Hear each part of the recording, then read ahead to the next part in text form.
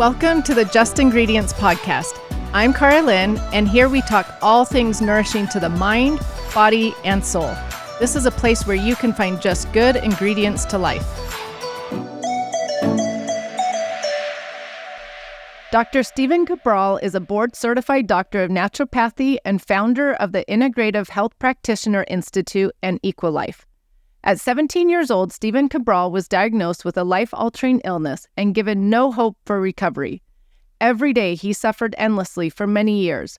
It was only after Stephen traveled all over the world and discovered how to combine ancient Ayurvedic healing practices with state-of-the-art naturopathic and functional medicine did he understand how to fully rebalance the body and re-energize it with life. Today in Dr. Cabral's online practice, where he and his team have completed over 250,000 client appointments, he uses functional medicine lab testing and personalized wellness plans to help people rebalance their mind and body to recover from autoimmune, thyroid, fatigue, hormone, weight gain, digestive, childhood, mood, skin, and dozens of other hard-to-treat health conditions. His mission is to help people understand that there is always a reason why you have not achieved your ideal wellness or weight loss goals, and that you can and will get well again. Welcome back to the show, everyone. Today, I am really honored to have our guest, Dr. Stephen Cabral, here on the show with us. He is one that I have learned from for years. Even before I started my health journey, right when I started my health journey, I found out who you were and learned from you and learned from things that you've put on social media and websites and podcasts and all sorts of things. And so welcome to the show, and thank you so much for being here. It's great to be here, and thanks so much for having me. I appreciate it. Will you tell my listeners just a little bit about yourself and your background? Because I find your story fascinating. Yeah, so not unlike yourself and many others that got into this field, we did so almost as a necessity for ourselves. And then once we learned what we learned, you can't unlearn it. And you're saying, how does the rest of the world not know about this? And that's really how it started for me. So I was a sick kid, but I didn't know I was really a sick kid. I mean, I had allergies, and we didn't know there was food sensitivities back then. I had headaches every afternoon, horrible insomnia. Even as a child, I couldn't fall asleep for 3 to 4 hours. So I wasn't a healthy kid, but we didn't know any better. But then at 17 years old, my immune system began to shut down. And I ended up being diagnosed in the next 2 years with autoimmune issues like rheumatoid arthritis, with POTS syndrome, with Addison's disease, with fibromyalgia that a lot of people are experiencing as well, and then also type 2 diabetes that went along with the Addison's disease. So I was in really rough shape, and conventional medicine, although amazing, and I was in Boston, Massachusetts, they gave me a bunch of medications that truthfully took away my symptoms, like the insomnia, the acid reflux, the joint pain, the whatever it is. But this is in the late 90s. I was realizing and starting to figure out that people didn't live very long who had what I had. And I wanted to know if there was a way to actually get rid of it, which led me to natural health. Fast forward about another 7 years, been through 100 different protocols and practitioners. I met someone that I really connected with, Dr. Pete. She combined ancient Ayurvedic wisdom with functional medicine at-home lab testing, a little to do with doshes and genetics. And I was better in 6 months. And so after that, I committed to going back to school, getting my degree as a doctor of naturopathy, traveling all over the world to really study different forms of medicine and intern, and then eventually opening up a second location in Boston where we've now seen well over 250,000 people, and we help people now all around the world. Wow, that's incredible. Well, I love that you took a hard thing in your life and have turned it into good and are helping hundreds of thousands of people. And I know that you do home lab tests. You talk about them. And when I found out that you did a food sensitivity test, I was like, oh, we've got to have him on the show. I want to take this test because every single day, without fail, like I can say 100% without fail, I get a DM from somebody who has a food sensitivity, whether it's to dairy or gluten or nuts or something, you name it. People are dealing with food sensitivities. And so I want to talk about that today, but I just want to start off at the basics, like what are food sensitivities and are they different from allergies? That's the great question. That's where the big mistake is really when we're talking about it in research or we're looking at it in everyday and then anecdotal evidence, people saying like, I get bloated whenever I eat this food. Is that a food sensitivity? Is it an allergy, or is it something else? So there's essentially three different components. There's food allergies. Now, those are the most severe. And these are the ones that we think of the most because they can often affect children without us even knowing. So this causes potentially hives or swelling or almost an immediate reaction within 30 minutes of eating the food. And there's different types of immune cells in the body. And some of your audience are definitely familiar with them. And they're called immunoglobulins. And one of them is called IgE. And when you eat a food that your immune system begins to then go after and attack through an IgE response, there can be something called anaphylaxis. Now, that's life-threatening. That's the most we hear about with peanuts typically. And so peanuts wasn't necessarily an issue 150 years ago, but it's certainly become more of an issue now. And not just when I was growing up, peanuts was definitely an issue, but now it's strawberries, it's fish, it's shellfish, sometimes even eggs now. So there's a lot of these greater food allergies that cause an immediate reaction that can lead to a swelling up of the airways and unfortunately could cause a fatality. So those we need to be aware of. And the last thing I want to mention is that oftentimes it's not the first time you eat a food. That's what they call it. It's priming the immune system with the first introduction. And the second time, that's why if a child has peanuts one time and they're okay, it doesn't mean that they don't have an allergy. The second time could actually cause the reaction. So it's important to just be aware, test these things slowly. And that's what a food allergy is versus a sensitivity that I can talk about if you want me to hit that one next. I was going to say, yeah. So explain then what a sensitivity is. So a sensitivity is an immune response, but in a different mediated way. So there's after IgE, which I like to just say, it sounds kind of like immediate, right? So that's an immediate response. IgM is a medium or moderate based response. So it's going to happen maybe 24 hours later. And then there's an IgG, which is more of a late response, anywhere from 24 to 72 hours later. So these, though, are not anaphylactic inducing. You can still get hives, you can still get fatigue, you get inflammation, you get brain fog, you get any inflammatory based issue. Like think about a virus. So with long COVID is not a mystery. It's post-viral inflammatory syndrome. And that's because COVID is a real virus, it's strong. And when it ramps up the immune system, you have a lot of white blood cells, which cause then massive amounts of inflammation. And that inflammation then causes the fatigue, the lethargy, the breakdown of mitochondria. Well, the same thing happens to a much smaller degree with food sensitivities. So, or sometimes they're called food intolerances. So we'll use those interchangeably. So when you eat a food, it causes inflammation. And for some people, it could cause a headache.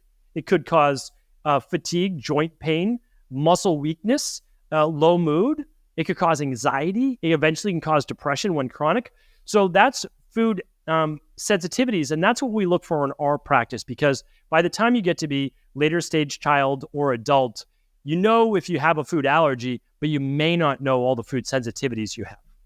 Oh, interesting. Okay, so why though are more and more people becoming sensitive to these foods? Because like you said, back in my day, it was like, you know, one or two people you knew that had some food sensitivity or allergy. And now everyone knows a bunch of people. Yeah. And when you look at it, I have two daughters and they go to school and there's a whole list of foods that they can't bring in. And so it's not just, as you said, you know, peanuts anymore, which is what it used to be. So a nut-based allergy. So when we look at it, there's also one more, you know, part to this is that we can become weak in terms of digestion. And I know you talk about this and teach on this as well. And so let's just say like you get gas or bloating. Well, it can actually be a weakened digestive system, like low hydrochloric acid production. It might be poor bile production. It might be not enough digestive enzymes. Or it could be one of the things that also cause the food sensitivities, which are a great amount of stress, chronic stress.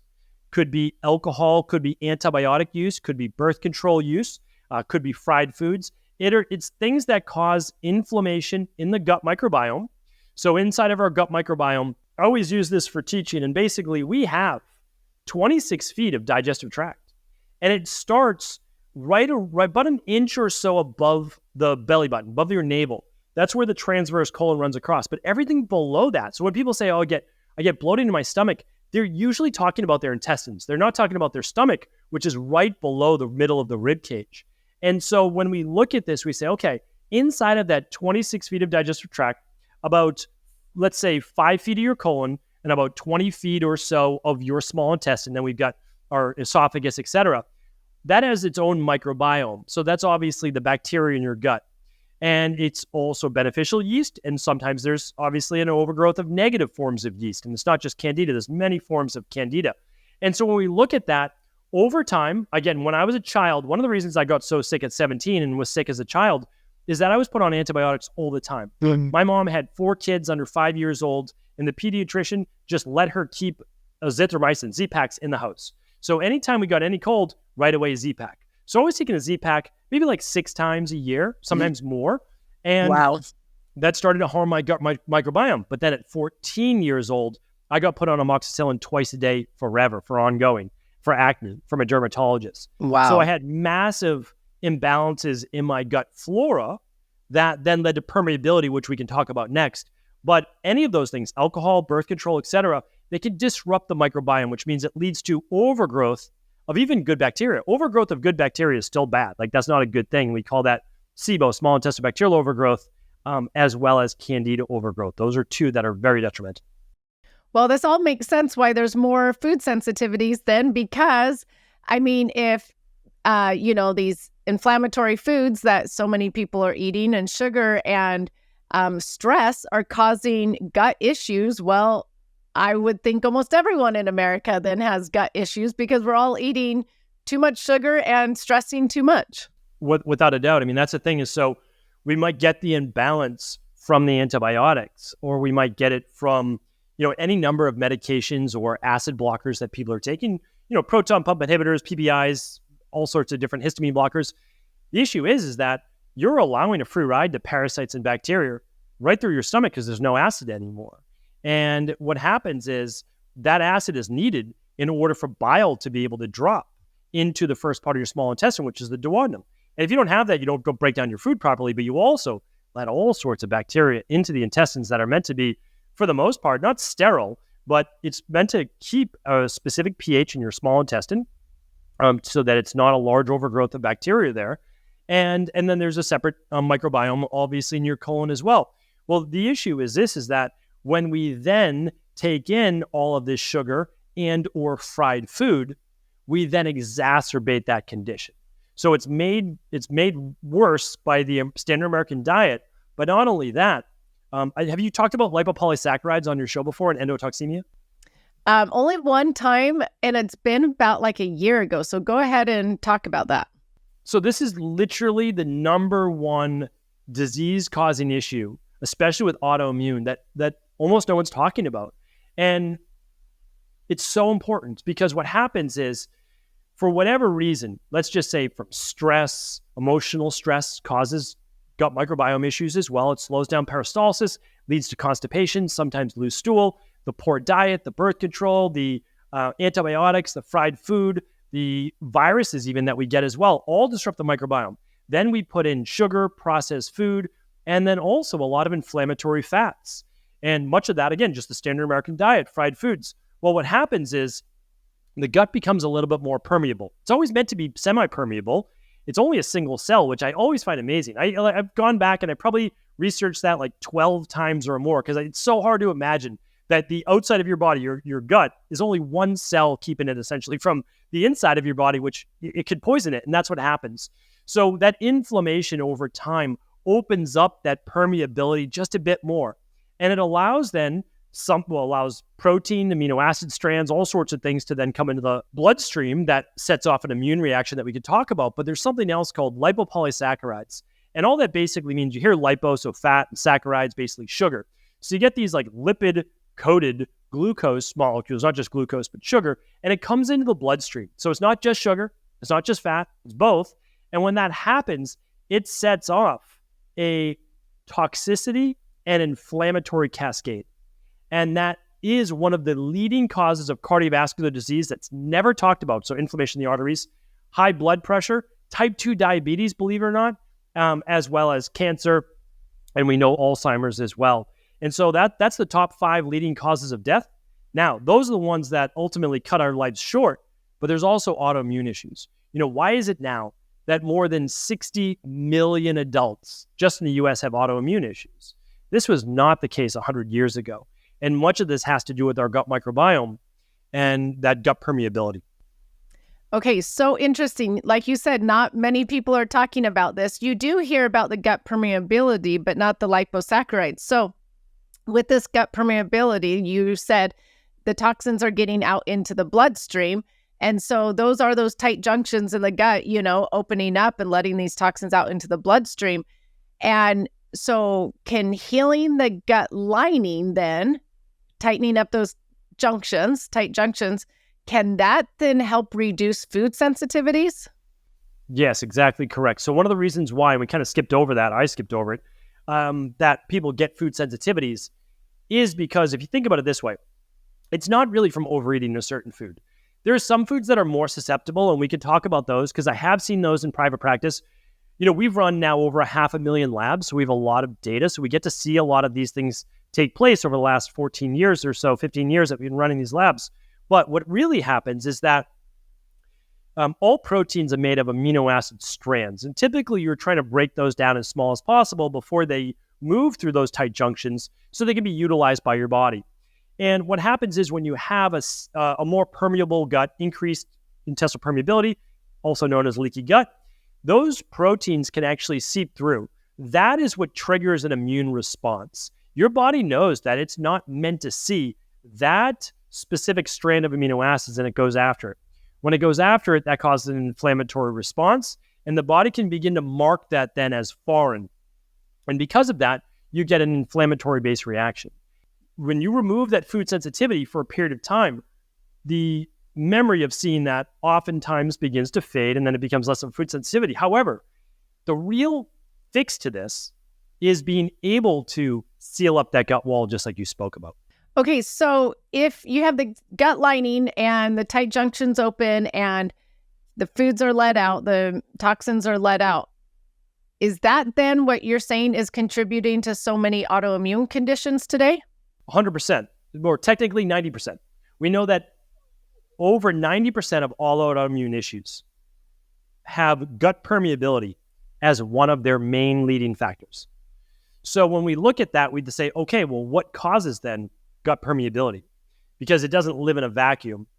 And what we see is something called neuroendoimmune dysfunction.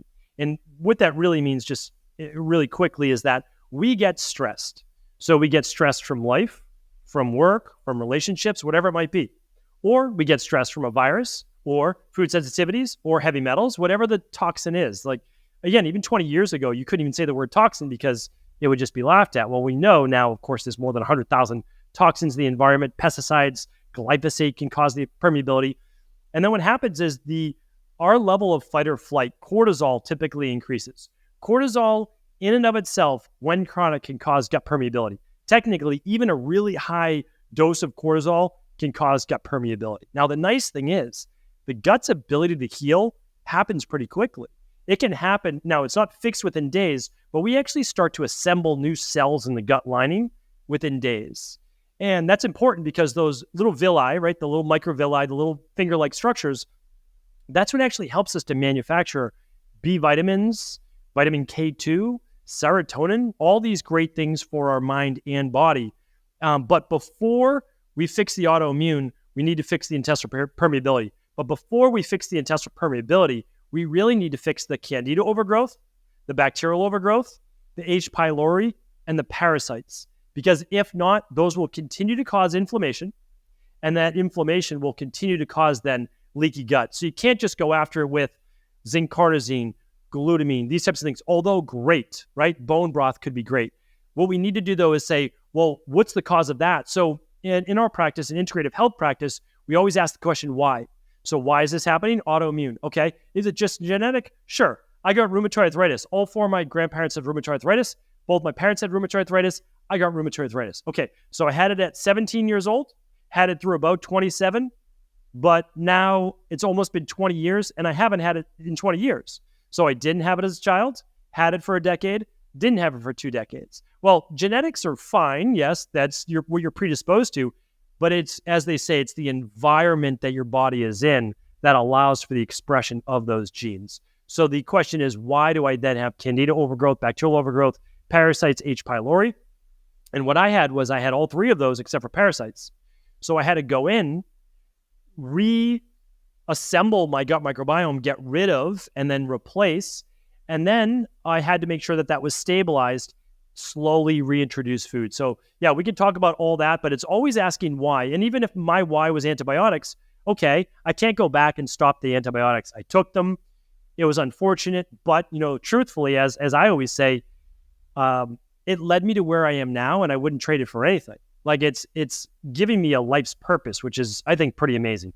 Right. I agree. That's how I think about my depression. It now has given me a life purpose to try to help others. Okay, but talking about the Sibo and Candida and things like that, so are you saying that maybe the first step for people is to do like a home lab test and see if they have this overgrowth of bacteria, or work with a doctor to see if they have this overgrowth? If they can, testing is always the best first step, because what it does is it personalizes the protocol for you. So if you can't do an at-home lab test to look for Candida overgrowth or bacterial overgrowth or any of these others, then you could do something like the CBO protocol, which is what we do to rebalance the gut. It's 12 weeks because you can't, no matter what anybody says, you can't rebalance your gut in 7 days. It's not that quick. But you can do it over time, and then it can work really great. And I'm sure there's a lot of great companies that you recommend as well. So all of that works, but there's 3 different labs. So first is the IgG food sensitivity test that we're going to talk about here today. The second, which looks at 190 different food sensitivities. Then the second one is the Candida metabolic and vitamins test. That's the one that I took, which I was really happy about taking back in the day. That's what looks at yeast overgrowth, look at potential mold. It looks at bacterial overgrowth like Clostridia. It will look at mitochondrial energy markers, certain neurotransmitter metabolites, all your vitamin levels, methylation, etc. So it's a great lab. That's a urine-based lab. And then there's also a stool test, a little less popular because you have to give a stool sample, but all these are done at home. But a stool test is really the only way to test for parasites. So if someone suspects parasites, let's say they have teeth grinding at night sweats, not related to hormones, more oily skin, adult-based acne, especially on the back, upper neck, those would be all reasons to test for parasites, and that's a stool test. It also tests for H. pylori. Okay, I know listeners are going to ask this. Can they just get these lab tests through you, or they have to find a doctor, someone else to go through? How do they get these lab tests? Yeah, most medical doctors will not run this test. They will run a stool test. The right doctor will, because then they can diagnose parasite, and they have anti-parasitic drugs. So we don't take that route. We, as a doctor of naturopathy, I use all natural-based means. So our company is EquiLife. They can run all of the labs through EquiLife, or they can also run it with an integrative health practitioner, a level 2, or they can run it with their local naturopathic doctor if that naturopathic doctor specializes in the gut. So my job is always to educate, but yes, we are an end-to-end service. So we offer lab testing and specific protocols to be able to help with those things. Okay, perfect. All right. So yeah, like you said, I did do one of your lab tests at home, and it was for the food sensitivities. Just because I'm curious, I thought I knew what I was sensitive to, and I actually was right on seeing my results, but maybe just tell them what this test was, what it tested for, how easy it was, things like that. So this is our most popular test by far. People run it with themselves, and they run it with their kids. They typically do their whole family. I've done it myself as well. I really try to practice what I preach. I have 2 daughters. They run a food sensitivity test each year just to see if anything's changed, what's improved, what may be more of a sensitivity now. And it's a simple finger prick. So basically 3 years old and up, just like you would take your blood sugar. So it's 1 prick of the finger. That's it. A couple blood drops on a card. You do it right at home. You mail it into the lab. People always like to know, is my data kept private? Yeah, absolutely. These are CLIA certified labs that we use for third-party independent testing. And the only people that get the results are your practitioner at EquiLife, you, and the lab that runs it. That's it. And the lab does not keep your data. So the way that it works is that simple finger prick, that blood, I like to let people know how it's run. It goes to a lab, and they essentially have 190 different vials. And they're using your blood to see the sensitivity to 190 different foods. Oh, what if your blood's exposed to this food? What if it's exposed to this? And so they look at that, and then they look at the reaction. and the reaction is normal, which, believe it or not, your body's meant to have a slight reaction to these foods when they see them, like meaning minor, no real inflammatory. But it shows that you have a healthy functioning immune system, because this isn't you. This is foreign, foods that you're putting in your body. And then after that, there's a mild reaction. That's typically a 6-week elimination that we do. So it's a mild reaction. I'll tell you how they show up in a moment. Then there's a moderate, so stronger. We eliminate those foods for 12 weeks. And then there's more of a, I don't like to say severe, but a strong reaction. Those are foods that you are absolutely experiencing most likely extended bloating or gas the next day, skin rashes, unexplained headaches, low mood, low energy, brain fog, just chronic inflammation, poor recovery from exercise. All of those are symptoms of what's called an IgG reaction. Because keep in mind, we're not testing for a food allergy, an anaphylaxis. We're testing for that delayed one. So let's just say that, let's say we're recording on a Thursday. I would ask you, do you remember all the foods you ate on Monday? Because those are foods that you can react to on Thursday, right? Like it's very difficult. And so the reason we run this is because these are ones that you may not be able to pick up on from just an immediate reaction that same day or the next day. Okay, so interesting. So should we go over my results? Because I did the finger prick and sent the paper in, and you guys ran the results. And so should we go over what it says? Absolutely. If you are okay with sharing your results, I think it's amazing. I think a lot of people will be able to learn from this, so it's great. Yep, let's hear all about it. All right. So the food sensitivity test, as I said, it's 190 different foods, but it's broken up into different sections. Dairy, beans and peas, and then about a dozen different fruit, or a little bit more than that. Different types of grains. It is fish and seafood. Then it's meat and chicken and pork and all sorts of different things there. Then we have nuts and seeds. Then we have about 24 different vegetables. We've got about 14, 15 different herbs and spices. And then we've got miscellaneous like chocolate and green tea and coffee and honey. And then it looks at yeast markers in your body. So out of all of those, we expect, it's pretty normal to see 3 to 4 sensitivities. That's not uncommon at all. So just for example, mine that always just seem to show up are almonds and kidney beans. So since I first ran this test in my early 20s, started working with a holistic doctor back then, I always show up for those. That is something that my body seems to always be sensitive to, just innately. Now, a lot of people say the rebuttal is, oh, your body's just going to show up to your body's going to react to just all the foods that you've been eating. It's simply not true. I don't know how that myth keeps getting perpetuated because in a given week, people are going to eat 30 different types of foods. It's rare to see 30 food sensitivities of all those foods. The other rebuttal is I show up to foods that I don't get bloating or gas or things like that to, or that I don't eat. First of all, bloating and gas is a digestive issue, and I want to explain that with lactose versus casein. But also, you don't have to. Your body's responding to the protein, not the carbohydrate, not the sugar, not the fat. So it's looking at the amino acid. And certain amino acids can mimic each other, and that can actually be a cascading one. So let me just give you an example. A lot of people with Hashimoto's, they react to certain forms of dairy like casein, eggs, also chocolate they can react to as well, and coffee. And so when we look at those, we'll see that sometimes as cross-reactivity. So a lot of validity, millions of these labs are used every year in allergist office, hospitals, children's hospital, etc.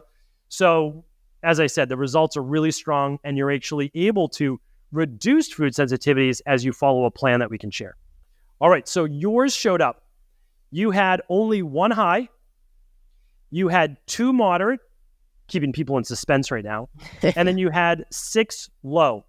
But if we look at it, they are all in only 2 categories. So out of your 8, yogurt, cow's milk, casein, cheddar cheese, mozzarella, whey, goat's milk, you run the gamut in dairy. So now we oftentimes just see people high in casein, which is sometimes a harder to digest protein. I'm not going to say there's not some benefits to a slower digesting, protein, but it's harder to digest. I mean, that's just the truth. And there's more reactivity. And so you are sensitive to that, but you're sensitive to mozzarella and goat's milk, which we don't see as often. We actually see that people often do pretty well with sheep milk or goat-based milk or goat milk-based products. Smaller protein molecules, little easier to digest, seems to work better. But I can definitely say for you, when you eat dairy-based products, they are going to cause inflammation. Now, you're a healthy individual, so like you're not going to feel it as much as maybe the average person. But when you eat these foods, if you feel a little bit more inflamed the next day, a little bit more puffy, a little bit more swollen, all of these can actually be from dairy intake. Yeah, I knew I had a problem with dairy, especially casein. So I don't do well with cow's milk because of the casein that's in there. But yeah, it's sad because I love milk. So I had to give that up. But can we talk about casein for a minute? Because so many people will tell me, oh, I can't have dairy because I'm lactose intolerant. And I say, most people do just fine with sugar. Look at America. We are eating too much sugar as it is. You probably have a casein issue, not a lactose issue. Is that true? Not true? What are your thoughts? They do two completely different things in the body. So whenever we hear lactose, we hear that the suffix ose, O-S-E, which basically means a sugar. And so it's kind of like all for sugar alcohol, like xylitol or erythritol. Those are your sugar alcohols. Well, your sugars, like sucrose, glucose, lactose. So lactose is just milk sugar. It's part of the carbohydrate in milk. And so oftentimes when people are lactose intolerant, they can get nauseous, they can throw up when they take it, they can get diarrhea, loose stool, etc. So that's a digestive issue, meaning they don't have the enzyme lactase. So anytime you add the suffix ase to something, you break down the ose, right? You break down the sugar. So oftentimes as people get older, they don't produce as much lactase anymore. Some cultures produce lactase less than others. And what happens is when you can't break down that sugar, it's your body knows it can't digest it. So you might throw up, you might feel nauseous, or you have loose stool because it literally moves through your body very, very quickly as your body increases peristalsis and also brings water to the intestines to flush it out quickly. So that's lactose is very different than a casein food sensitivity. So lactose is a digestive issue, not a food sensitivity. And a food sensitivity would be casein, which would be an actual inflammatory reaction to the casein. Now, might you still get bowel distress, bloating, gas, maybe even constipation with casein? Yes, but casein can cause a longer-term chronic-based stress on the body and immune-based reaction versus lactose. If you have lactose intolerance, you know it for sure. If you have a casein sensitivity like you do, it may show up in weird ways beyond bloating and gas. It might show up as just lethargy, brain fog, inflammation, poor recovery from workouts, etc. Well, okay. Does that test show the difference between casein and lactose or no? No, all food sensitivity testing looks at the protein. And so that's why there's a lot of people when they eat nuts and seeds, they get hives or they get itchy skin or they get tired or headaches. You could show up as no nuts and seeds on this test, but still have those symptoms. One, more of an IgE reaction, and just mediated differently with a histamine-based response. We are looking at a protein-based response from these food that's chronic-based inflammation. Now, the other caveat is that you can absolutely, and many people do, be lactose intolerant and sensitive to casein. So now you've got it on both sides. Can't break down the sugar, can't break down the protein. Okay, so I think, though, a lot of people that maybe have issues with dairy, because I knew I didn't feel good after dairy. I knew I was bloated, brain fog, puffy the next morning, you know what I mean? Not as full of energy, things like that. And so when I was talking to a doctor about it, they were like, oh yeah, most likely it's the casein intolerance. And so do you think some people are labeling, like, oh, I'm lactose intolerant, when in reality, it could be they're casein intolerant? I think most people are more casein intolerant than they are lactose intolerant, yes. We've just gotten used to saying I'm lactose intolerant because I can't have dairy. It's better to say I'm dairy intolerant because you're probably intolerant of, yes, maybe the lactose, don't disagree with that, but the protein. So we've run at a lot of food sensitivity testing, well over 100,000 of just this lab. I can tell you that the number one food sensitivity we see is dairy and specifically cow's milk casein. The number one out of everything we've run ever. And again, I have no dog in the race. Like it doesn't matter to me what shows up. That's number one. And so when I tell people, are you looking to do an elimination diet because you can't afford testing, you can't afford whatever it might be, nothing replaces that. But the biggest food sensitivity, especially when I get kids coming into my practice with eczema, you're going to want to eliminate dairy. Like that's your first one. And they're like, well, if I don't have dairy, what about the calcium? What about all these things? Like there's other ways to get calcium and there's other ways to do this, this, and this. Like you can make it happen. But I want you to know that casein and cow's milk sensitivity is a real thing. And it's the number one food sensitivity. I had heard from somebody else that it's the number one food sensitivity. So that's interesting that you say that as well. And so this is what I'm curious about. If a lot of people don't even realize that they have a casein intolerance, because like you said, they might just not know because they're not bloating immediately or things like that. And this is going on for years and years. Aren't there maybe or possibly some long-term health implications then? When I was very sick, so 17 years old, that was my senior year of high school, really depressing time for me. I went from trying to do well in school. I played sports, all of those things, and all of that was taken away from me when I got sick. I lost about 20 pounds, maybe 25 pounds. I wasn't that big to begin with, senior high school, and I was just decimated. So after that, I started to go to the gym because I couldn't fix the inside of my body. So I said, you know what, why don't I work on the outside? I can control that. And so I started to get into natural bodybuilding, and so I started to use whey protein. Now, it's not casein, it's usually less sensitive, but I was using whey protein. You know what? It worked. I put the muscle back on. I was outside of my body was what I felt looking better. And the issue was, though, I was always sensitive to whey. And I refused to give it up, even though I would show up for it, because it was this protein that I felt was helping me build up my body and all that. I had chronic sinus congestion for my entire life. When I finally gave up whey, even though I didn't want to, I was taking 2 25-gram shakes a day or 30-gram shakes a day, my sinus congestion went away. And so that's chronic inflammation. That is inflammation where your body's most susceptible. And for me, is my sinuses. And so, yes, chronic inflammation affects us all in different ways. And when we eliminate it, it can do tremendous things for the body. Now, I don't want to say that everyone is sensitive to whey or everyone's sensitive to, and they're not. That's why you should do food sensitivity testing if you can, because there can be a lot of benefits to the immunoglobulins in whey protein. There can be, so I never want to demonize a food. I think there are certain foods, of course, that we can demonize, but whey isn't necessarily one of those. Let's take a quick break to hear from our show sponsor. Switching to a more toxin-free lifestyle is a challenge, and some swaps are harder than others. One of the swaps that has been hard for me is finding a laundry detergent that cleans my clothes and leaves them smelling good. Thanks to my loyal listeners and followers, I learned about Truly Free. Truly Free creates both laundry and home cleaning products for families who want family-safe, non-toxic cleaning solutions that actually work. Truly Free is free from chlorine bleach, phosphates, 4-dioxane, and harmful fragrances. I am getting the results I want without any of the dangerous chemicals. Truly Free offers refillable and reusable packaging, which empowers families to reduce their environmental footprint. Get real cleaning power with absolutely zero scary ingredients. Use code JUSTINGREDIENTS at trulyfreehome.com today. Now back to the show. Okay, so question then for you, because we talked about the tight junctions in the gut lining.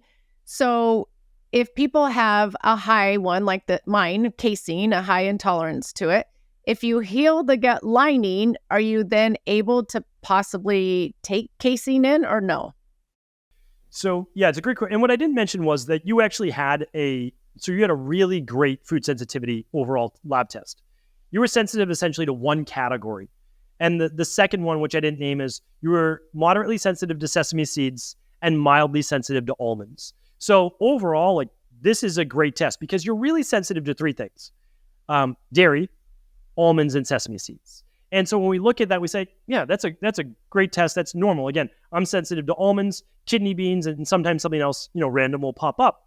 And so what we've seen is this. The second highest food sensitivity we see pop up is egg whites. Not egg yolks, but actually egg whites. And that is not because there's more protein in an egg white. It's actually split. It's about 3 and 3 for grams of protein, in a large egg. But there are exponentially more allergens in the white. And when we look at that, the yolk is right. The yolk is basically the nutrition, right? And the white is going to be the tissue. And so when we look at that, I guess that's not like abnormal, unexpected. That's always kind of how I've looked at it. I think probably need more research behind that, but at least we do know that there's more allergens. So whites are the second most common sensitivity. And again, this is not necessarily an unhealthy food, but it is for you if you're reacting to it. So here's what we do. For your high foods, we eliminate for 6 months. Moderate foods, 12 weeks. Low foods, 6 weeks. At the same time, if someone has bloating and gas on a daily basis, we need to fix the gut microbiome. This does not look at your gut microbiome. So for many people, they'll either want to run that Candida metabolic and vitamins test, which is just a simple urine test. Literally, it's a morning urination, so just a small amount of urine collection, and you just mail it to the lab. It's the same thing. And that will tell you if you have yeast overgrowth and bacterial overgrowth, because you may need to do something like the Sibo protocol to really fix this. Now, for you, it really just could be a sensitivity to dairy. Now, here's what we can do. By eliminating this for 12 weeks, we can dampen that response for you. So we don't have any of these. Now there's going to be a less, because let's say you're eating these on a daily basis now. Now all those immune cells that were free floating through your immune system and inside of your intestinal walls as well, because they can go in and out, they're no longer there. They don't need to be produced because there's not the same food to react to. So now your immune system goes way down. Well, what happens when your white blood cells go down to, by the way, a normal degree? There's less inflammation. So that can help in itself with healing. Now, we don't right away then rush into these foods. We say, okay, which one of these foods would you like to introduce? You say, okay, well, you know what? Every once in a while, I'd love to have some goat cheese on my salad. Or every once in a while, I'd love to have some mozzarella, some buffalo mozzarella and sliced heirloom tomato with some olive oil and basil. Okay, great. We're going to do that once a week. That's it. We're going to say, how do you feel the next day or two after that? Fine, good. We're just going to keep it at once a week. In another week or two, we're going to try it twice a week. How do you feel with it not being consecutive days, but on a Monday and a Thursday, let's say, or a Friday and a Monday? And you say, fine, okay. Another couple of weeks, we'll add it in a third time. And what we typically do is we say, unless we really need to have this food in daily, we're going to do it 2 to 3 times a week on non-consecutive days.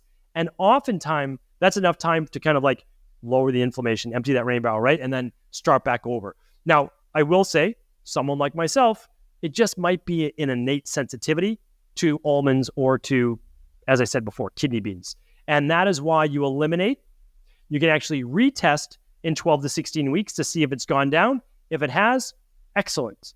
Now we can reintroduce. And so that's the more science-based way of doing it. Yeah, I love that. The way I found out that I had a dairy issue, well, I didn't feel that great. And so I did do an elimination diet, same type of thing. And when I reintroduced cow's milk, I did not feel good. And I was like, I felt so good for those weeks off of it. And as soon as I had one little cup of it, I hurt again and my stomach was bloated. So that's how I found out. So that elimination diet is a great way to do it as well. Okay, so you're basically saying that sometimes the gut lining will heal and you'll be okay with these sensitivities after elimination diet, but sometimes they may just be innate and you might have them for life. Yeah, and truthfully, you could have a perfectly healthy gut lining. There might be nothing wrong with your gut lining. This is an immune sensitivity to those specific amino acids in those foods. So I want to state that, just to kind of look at it like, if you have a lot of food sensitivities, there most likely is some real gut permeability issues. If you have a small amount, they may just be food sensitivities that your immune system does not like the look of. That's basically it. And then it marks those and it attacks them.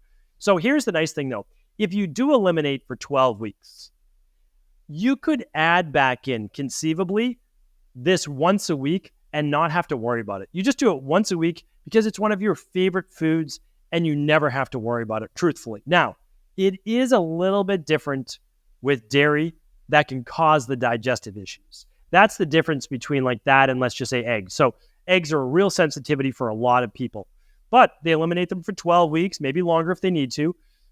Skin rashes clear up, headaches clear up, joint pain, whatever it might be. Okay, now they want to have those once a week. Well, it's interesting, and this is actually I chatted with a lot of colleagues of mine that work specifically in allergy, and if you bake them into something or you scramble them, it is, and I would love to actually find out more of this research myself, it's less of a sensitivity is what they found. And so that is fascinating when you basically maybe process it to a greater degree. I think that's really what's happening, right? And so then it's easier to break down potentially in the body. But with eggs, where really what I'm saying is, even if you eliminated them, there were always a sensitivity. They may not cause a digestive issue. With dairy causes a digestive issue. That's why even once a week may never be great for someone. However, I just haven't really seen putting a little bit of goat's milk or mozzarella on a salad or something like that be an issue once a week after you've done the elimination. The reason is those are very low lactose as well. So unlike milk, or ice cream, which is going to have a lot of lactose typically. Yeah. Okay, so I'm really glad that eggs did not show up on my test because I do love eggs. Or what did it show up as? Normal? Yeah, eggs for you is totally normal. Oh, yeah, hallelujah. You had, like I said, just those three categories, which is basically all forms of dairy, and then sesame seeds and almonds. Sesame seeds was moderate, and almonds was low. It was a low reactivity. So oftentimes I like people to eliminate it for 6 weeks if they don't mind. But when it's that low, once a week, twice a week, it's not as big a deal. But just know that it is creating. So when you see low, moderate, and high, it's creating a low level of inflammation. Moderate is a moderate level of inflammation, and high is a high level of inflammation whenever you eat that food. Okay, I know people will ask, does this test do food sensitivities for gluten? This does look at gluten and gliadin. So this is a great one for looking at that, which is really important because you could conceivably, you could show up for a protein specifically in wheat or something like that, and maybe not show up as high, but you show up high in gluten or gliadin, gliadin being one of the main forms of protein in gluten. So it looks at buckwheat, it looks at oats, it looks at quinoa. So it looks at gluten-free varieties as well. Great test for that. I know we're going to link it up here in the show notes, but people can actually go through all 190 foods that it tests for. And the nice thing is it's testing for healthy foods. It's not testing for unhealthy ones where we're looking at we know what an unhealthy food and processed food is. These are looking at foods that we may come in contact with on a daily basis, that all of us have a couple of them, and we may not know creating inflammation every time we eat them. Okay, so it's so interesting that gluten didn't show up for me, and maybe it's because I've maybe healed this. I don't know. I used to have real issues with gluten, and so I've completely avoided it for years. And so is that maybe why I don't know, maybe I'm not sensitive to it anymore? Well, there's a couple things. So one is I do like to share this with people. We're looking at this from an IgG reactivity standpoint. You could be right. IgE sensitive to gluten. That's right. But again, I want to share this, that the reason we don't test for IgE is that you know. So if you eat gluten and you get digestive issues or hives or itchy skin or a headache, or you feel anything within minutes to hours, that's an IgE reaction, and it is still real. So it's real. Okay. And so I don't want to deny that. We are just not looking at that. We're looking at the things that are harder for you to ascertain on your own. Which would be so good to know for our kids, because I've been reading a lot about brain inflammation lately in kids and how different foods can cause this brain inflammation, and we don't even know what the foods are in the kids causing it. And so this is a perfect way to figure out what's affecting our kids. Absolutely. Yeah, completely agree. That's what I do with my daughters on a yearly basis. And especially now that they're old enough, I can show them the results and I say, listen, this is not about good foods, bad foods, or anything like that. I just want to say, when you eat this food, because they're getting old enough to choose foods on their own, when you choose to eat this food, it's just creating some of that inflammation that you may begin to feel. And so it's about teaching about health, not scaring them in any way, and then allowing them to take control of their own health. I mean, at their school, they're not allowed to bring a school lunch, although we still send them with something. But sometimes they still choose certain foods that they want to eat. And so they just have to know, as they're getting older, it may or may not work with their body, and they're just becoming more in tune with it. So good for parents and good for older kids as well to start to learn. Can we talk about inflammation for a minute? Because these foods are causing inflammation, and inflammation really can be the root cause of so many different health issues out there, correct? Yeah, so without a doubt. So inflammation is associated with all forms of disease in the body. So Alzheimer's, heart disease, type 2 diabetes, et cetera. It's inflammatory based. And then inflammation has its own root cause. And one of those root causes are food sensitivities. And food sensitivities, as we said, can come along even with a normal and healthy gut microbiome for someone that doesn't have bloating or gas. So I've done many, many years of work on my gut microbiome, and it's balanced now. It took a lot of work in the beginning, but now it's stable. Everything's good.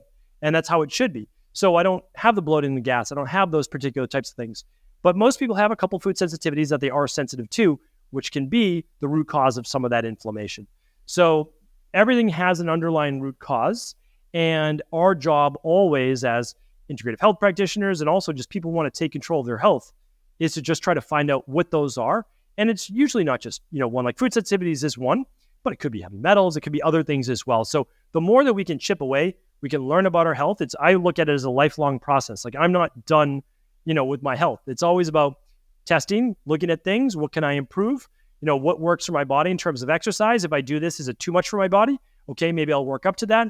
So all of these things I think are highly beneficial. And I am someone that loves the data side of it. And so I'd love to be able to say, hey, not just guesswork based on where you're at right now. This is what we want to do for your nutrition, your diet, your food selection. Okay, so because these food allergies can contribute to this inflammation, like you said, there's other things as well. I hear quite often parents will say, as soon as I got my teen off of dairy, the acne cleared up, or as soon as I got my teen off of gluten, the depression went away, or the depression was so much more manageable, or as soon as I got off, one of these, the ADHD calmed down, and so these foods can contribute to the depression, anxiety, ADHD, things like that. 100%. And it may not seem like, how is that possible? But there's two ways. One is inflammation is often systemic. So meaning when we eat these foods, yes, it moves through our gut, but then it travels into our blood. And so that can affect the entire body. That's why it could affect the joints with rheumatoid arthritis, Hashimoto's, or low thyroid with the thyroid gland, MS. So you can kind of go all through the body. But we have to also understand is that we have something called the vagal nerve, and we have something called the enteric nervous system. And basically, that's a communication system between our gut and our brain, so the gut-brain axis. And when there's inflammation in our gut, it can cause anxiety in what we call our brain. I don't know that it's just our brain. It's not local. Anxiety can be felt through the whole body, but that's at least where the signals can be. And it's not always just from a lack of serotonin production or whatever it might be, but what happens is we get into a heightened state of stress. When you don't feel well, you don't feel well, and it affects every part of you. And over time, that can lead to being stuck in really a bad place. So our number one place that we always want to start with people are lowering stress levels in general. I know easier said than done, but certain lifestyle things we start to work in, and we also work in the gut. So I like to start with stress. I like to start with the gut. Part of that is just helping people improve their nutrition. Part of it is helping them improve their sleep. And those things work really incredibly well to then just stabilize and just say, okay, I'm not exhausted all day long. I'm not bloated all the time. I don't feel like I weigh 5 more pounds at the end of the day. And that goes a long way to saying, okay, this worked. Now what's the next thing I can introduce? And when you look at it like that, you don't have to be perfect right away. You can look at this as kind of like a ladder to success. And you need to move through, like the nutrition and sleep have to be part of the first part of the equation anyways. So working on the diet and food, and I would say gut balance is of really the utmost importance. I wish it was commonplace that if someone was struggling with depression, anxiety, acne, ADHD, any of the joint pain, that we just would immediately turn to our diet first and be like, okay, am I nutrient deficiency in something because of my diet? Am I full of inflammation because of something in my diet? I wish it would become the norm that that's what we did, but yet it's still the norm to go run and get some medication to mask the symptom. It's unbelievable. I mean, we try to work with as many psychologists and psychiatrists as we can inside of the Integrative Health Practitioner Institute. And the reason is that we've seen what we would call miracles. And again, I always want to say, as a practitioner, we don't heal the patient or the wellness client's body. We put their body and mind in position to heal. That's all. But when you get methylated B vitamins back in someone, enough vitamin D3, you get rid of the food sensitivities, you just get them walking, you get them sleeping on a regular schedule, a little sunlight, it is unbelievable. But those nutrients, it matters because you can get the sunlight, you can get the sleep. If you're missing methylated B vitamins like B12, B9, B6 to produce serotonin and melatonin, it's really challenging. If you don't have the vitamin D3, the magnesium to even shut off the sympathetic nervous system, it's too bad, because that's what people need. They don't need all the medication. Now, am I against medication? No. In life-saving conditions, I'm always in favor of saving a patient's life. I'm always in favor of that. But it is not the answer. It's not the solution. It can't be. Yeah, I agree 100% with you, because antidepressants were life-saving for me at the time, but then we figured out that I couldn't methylate B vitamins, and I was low in magnesium and vitamin D and all these things. So once we figured out my root causes, I was able to, and food sensitivities, that was part of my depression. As soon as we found out the root causes, we were able to heal those and get off the life-saving medication at the time. And so, yeah, I agree with that completely. I have one last question about this food sensitivity test, because I know people will ask. So besides dairy, eggs, and gluten, what is the most common other thing that you see as a food sensitivity for people? Yeah, dairy, eggs, and gluten. That's correct. Those are the top three, without a doubt. And then after that, it can be a toss-up, but we often, and I'll say that this is a newer one, we are starting to see certain forms of fish actually show up higher. Now, I don't know if that is because much more farm-raised fish are being introduced into our food system. And why do I say that? Well, they're higher in omega-6s. So if they're higher in omega-6s, then they create more inflammation in the gut, which may cause more permeability, which then may set off more of an immune system dysfunction. So it's just a theory of mine. I haven't proven that out. I'd love to be able to do more research on these things, but unfortunately, I've seen many of these fish, even salmon, start to become a little bit more of a food sensitivity. So again, I recommend wild salmon, but if someone tends to be sensitive, then we have to eliminate that as well. Oh, that's really interesting. But that sort of makes sense with those omega-6s, and it's the omega-3s that will help bring down that inflammation. And the omega-3s are more prevalent in the grass-fed beef, the pasture-raised eggs, the animals that are living on their land like they're supposed to, they have the greater source of omega-3s. So that is actually really interesting. Okay, I know you have a bunch of other tests. Will you just maybe tell the listeners some of the other ones that you find really helpful in helping people along in a health journey? Yeah, absolutely. So the test that we're talking about today, the food sensitivity test, I know for our teams connected, people can save over $100 by going to stevencabral.com/justingredients. So that's just for your community. But if they want to do food sensitivity, beyond food sensitivity testing, do the Candida metabolic and vitamins test, to do the minerals. So the Candida metabolic and vitamins test looks for yeast and bacteria, but it also looks at energy from mitochondria. It looks at your neurotransmitter metabolites, vitamin levels. And the other test that pairs with that is the minerals and metals test. That looks at all your mineral levels and heavy metals. So we call that the vitamin tox test. They go together, or the starter kit, because you get all your vitamin levels, all your mineral levels. I wish I had that at 17 years old, because like you, I was deficient in B12 and B6, which nobody told me B6 until I met my mentor, or magnesium. Nobody told me that either, again, until I met my mentor, Dr. Pete. And so those were transformative. Talking about eliminating, I had Candida overgrowth, I had H. pylori, I had Sibo. So I had to get rid of those. Better, but not still all the way better. Then started to get in these activated B complex, these things that my body needed. It made an enormous difference. With also rebuilding the mitochondria. I mean, your mitochondria produce all this energy. So those two are big ones. And the omega-6 to omega-3 inflammation test is phenomenal, because it's so simple. The same finger you already pricked for the food sensitivity, you can just use those drops as well for the omega-6 omega-3 test.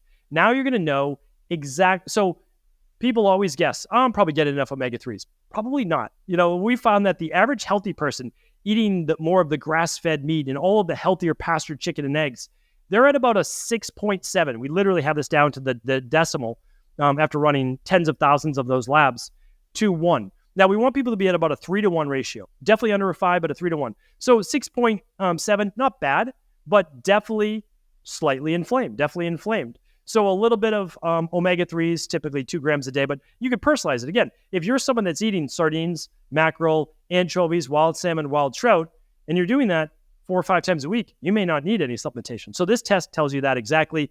And the last one, this is what we call the big 5. So we're basically talking about the big 5 labs that we like to run with every new client. And the last one is a hormones test. So it's the stress, mood, and metabolism test. Estrogen, progesterone ratio, especially for premenopausal women, although this we run a lot with menopausal women.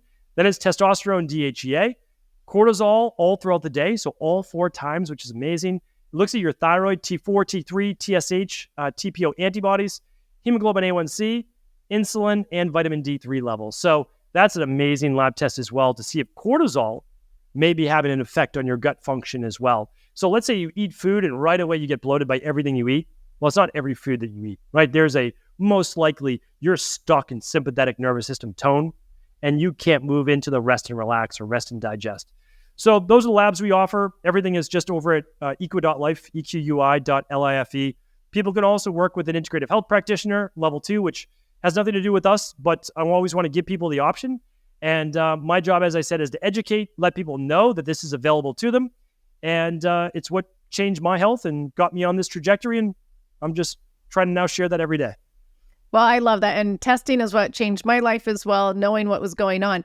But I have every single day, people will ask me about hormone testing and they want to know their progesterone estrogen ratio and things like that. So if they go to EquiLife, can they order it right then and there, or they have to work through one of you? This is a lab that's second to none, meaning that a couple drops of blood for your thyroid, vitamin D3. This is actually important. It's like, why are some saliva? Why are some blood spot? Why are some urine? You always test the sample that is best for finding that data point. So you can't find thyroid through hair, no matter what anybody tells you. But you can definitely find minerals, and you can definitely find heavy metals. Like they use that in all sorts of research studies. But for hormones, when you want to look at free hormones, you want to look at a saliva sample. And it's unbelievable, the salivary levels that you can get there. So long answer to say that this test and any of those tests can be gotten right at EquiLife. We have a doctor in every state that signs off on it, and we just ship it to you. Again, all of this is completely private. And we have one in Canada, the UK, Australia, New Zealand, so people can ship labs there as well. And we're working on getting additional doctors now in Europe to ship them there as well. Okay, that is fascinating. I'm curious to do the omega-6, omega-3 ratio because I was just reading the other day that the average American's ratio is 20-1. And you were saying it should be like 3-1. And so, yeah. No, you're absolutely right. Yeah, it's crazy. No, it's completely crazy. It's an 18-20, somewhere around there, to 1. And so that's what I'm saying. Healthy people are 6.7. Like people have a good diet that I've seen in my practice. But that's without eating more fish or supplementation. So I would love to see your levels. I think that would be great. And I tell people, don't stop doing what you're doing now. Do exactly what you're doing right now, because it might be perfect. Or if it's not, every single one of our at-home labs comes with a coaching call, not just the results. So you'll actually get personalized recommendations on what to do. Because let's say that you're doing fish 3 times a week, and you're doing 1 gram of omega-3s per day. And we'll look at that, we'll say, yeah, you're pretty good. You're that 6.7 right now. Or you were maybe a 5-1. We want you down to a 3-1. It's just, if you're going to eat the same fish, you want to be realistic. Yeah, 3 times a week. Like I eat fish 3 times a week. And so I use 2 grams of a higher EPA to DHA fish oil. And that keeps me at about a 2.7-1 ratio. So I know that if I just keep eating fish 3 times a week, I take my omega-3 every day, then I'm going to maintain that. So that's the nice thing about lab testing is do your baseline where you are right now, then take your recommendations, then retest. And if you can maintain that, you really don't need to retest. You can, people do yearly, but it's just something to look at. I just want to say to those that are listening, if you are dealing with depression, anxiety, inflammation, like your joint pain or chronic fatigue, get tested. But especially, I really do love your hair one where you see the vitamins and trace minerals, because I think a lot of depression, anxiety, this chronic fatigue, things like that is due to nutrient deficiencies. And this will show nutrient deficiencies, correct? Yeah, and what I didn't mention is that those minerals can oftentimes be more powerful than vitamins. So minerals, think of minerals as electricity for the body. They have a charge to them. So when I was so sick for a decade, I was massively depleted in zinc. I didn't know that. I had no idea. Zinc is a really inexpensive, easy thing to get. And part of it, I had an absorption issue because of my gut issues. So it's not that I wasn't eating foods high in zinc, couldn't absorb it. Also, people that are under a lot of immune stress or inflammation use zinc at a much faster rate. That's why when you get a virus, you get things like that, you know that you can typically go a little bit higher because you're using that. Your body calls for it. And then I was also dramatically low in magnesium. I had calcium off the chart. Magnesium was low. Well, calcium was off the chart, not because I was taking in too much calcium. I probably wasn't even taking enough. But when the sympathetic nervous system is in overdrive, you actually begin to pull calcium into the bloodstream. It helps with sympathetic nervous system dominance. It helps with vasoconstriction. Problem is, you do that for enough years, it hardens the arteries, right? It's why we don't want to give calcium. This is like women, I don't know why. They're still being recommended by their PCP, 1,500 milligrams of calcium on a daily basis. Okay, well, we know that that's the wrong recommendation because it leads to hardening of the arteries, right? But you can give a recommendation for taking calcium if you also take in magnesium, because magnesium will help balance the calcium. And when taken with vitamin D3 and K2, it helps move it then back to the bones. And so, all of these things matter. There's no one secret nutrient. Sometimes you're depleted in them, like I was in zinc and yourself in B vitamins. You need to increase those. But we all need these nutrients on a daily basis to make the body work. Yeah. Well, thank you for sharing that. You have some fascinating labs and they can really be helpful to people. And so I need to help get the word out there that all these tests are there, because every day people are asking me about different tests and my doctor won't test this. I asked for this and they won't do this. And so this is a really good resource that I can just send to people and say, listen to him, go check out his labs, things like that. So thank you so much for being here and explaining these to everybody. Just tell my listeners where they can find you personally. You told where they could find the labs, but where can they learn more from you? So my personal website is stevencabral.com. It's Steven with a PH. That's where my podcast, The Cabral Concept, is. My book, The Rain Barrel Effect. You'll be able to just kind of jump up everywhere from there. And I just want to thank you. I appreciate you for having me on. I appreciate all the work that you're doing and being able to share this knowledge with others. So it's much appreciated. Well, thank you. And you guys go give him a follow. You will learn so much. Like I said at the beginning of the show, I've learned a ton from him. You'll learn a lot from his podcast. Go subscribe and start learning from Dr. Cabral. And you may know I end every podcast by asking my guests what they have found to be the best ingredient in life. What would you say it is? Yeah, for me, it always goes back not to basically moderation. People always say everything in moderation. And I would say it's always in balance. So, I don't know the exact answer you're looking for, but I always say balance. So for me, there are points in my life where I need to be all in on family. Like those are things like that's a period of life, a season where you need to be all in on that. And that is actually balance, because that's where you're needed more at that time. When I was in my healing season, I needed to be all in on myself. I did. I had to heal because I was a miserable person. I really was. But when I got well, lo and behold, I was happy. Like I started to get happy because I got my life back. I was able to then do the things that I wanted to do. So I always preach balance in life, creating that state of homeostasis or equilibrium. Oh, I love that so much. Just this week, I had to take a few days off to deal with family stuff. And I was like, that's okay. It's balance. I'm trying to be a mom and a CEO, and it's okay to take a few days for my kids and things like that. And it's called balance. And so I absolutely love that it goes so well with health and relationships and really everything in life. So thank you so much for taking the time to be here. I will help people know about these labs because I think it's so important that people test and not guess. And so go figure out with testing what your health issues are. So thank you for providing these, and thank you for taking the time to be here. Thank you. Appreciate you.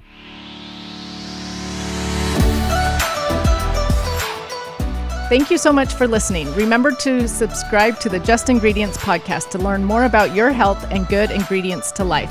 Plus, get daily tips at just.ingredients on Instagram.